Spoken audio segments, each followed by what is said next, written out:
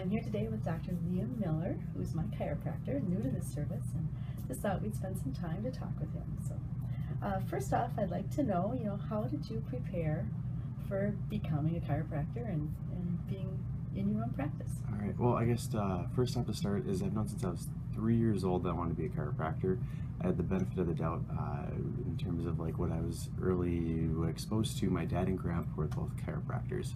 Well, my whole life growing up, they always told me that you can do whatever you want. Don't worry about it. We just want you to be happy. Yeah. Well, I get to go in and hang out at their practice, or both their practices in White Bear Lake, for a long, a number over the years, and all of their patients would stop me and say, if it wasn't for your dad or grandpa, I wouldn't be able to get out of bed in the morning. I wouldn't be able to walk. I saw people walk in with walkers, and they'd walk out with them over their shoulder. So that kind of set me like straight from the start, like I want to do that. I want to have that impact on someone's life. There's nothing else I can imagine doing instead that is going to make that difference in someone's life. So that's why I chose chiropractic, and from an early age, I think I could spell chiropractor when I was about 3 years old. So I think probably when I was like 10, 11, 12 years old, I kind of started going, oh yeah, I understand what they're talking about now. Yeah. Yep, you got it. So I got to go to technique seminars, philosophy, the latest research, science. My dad and grandpa went to, basically there's a seminar going on and they could go, they were going to it, and we're all going. So that was my early introduction to chiropractic. And then knowing what I wanted to do, usually when everyone graduates high school, they're going, well, I could go into this, I could go into that. I'm thinking, well, I already know what I want to do. Yeah. Is there anything I want to do before I do this? So one of the things that I did in the meantime is I taught snowboarding professionally. As quick as I could, I was level 3 Aussie certified, and wow. had a great time teaching that. But more importantly, while I was going through undergrad and grad school, I get my doctorate in chiropractic. So I think that had me going early from an early age. So it wasn't never a question of what was I going to do, it was when. Sure. Well, I've been going to this particular building for the last 20 years. I knew the previous chiropractor. When he passed away, how did you find out about this opportunity?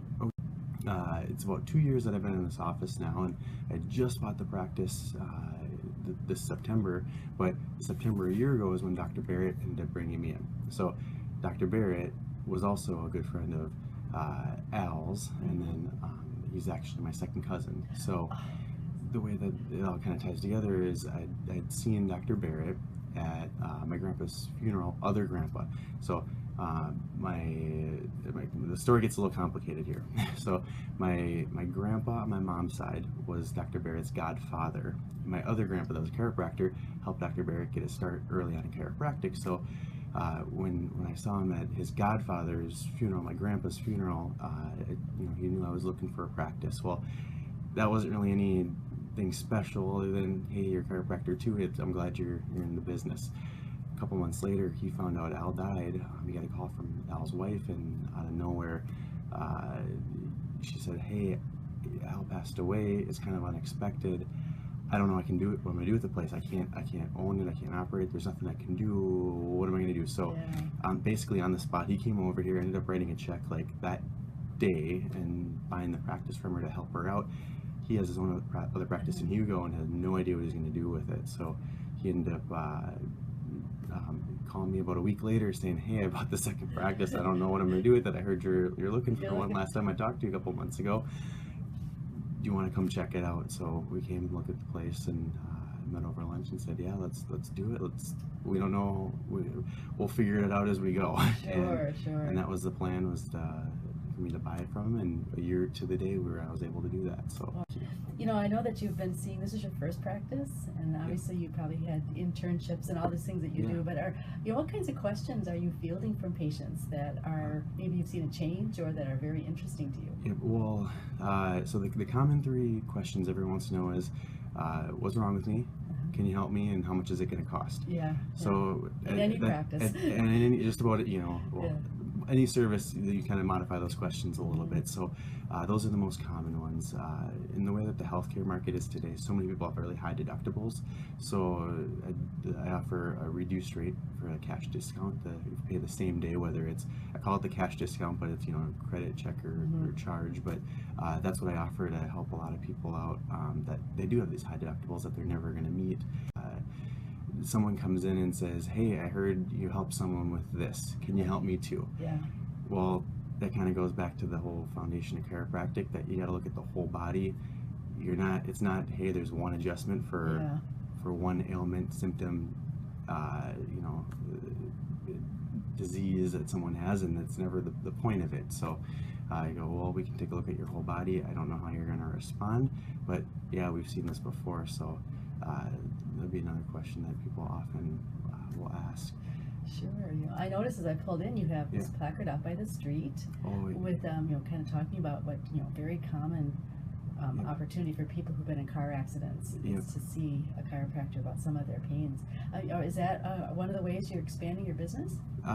So over some of the marketing that we've done over the past year, one thing that a lot of people don't realize that does tie in with the insurance is that in the state of Minnesota, if you're in an automobile accident, the coverage is a lot different than your personal health care insurance, and the laws are a lot different.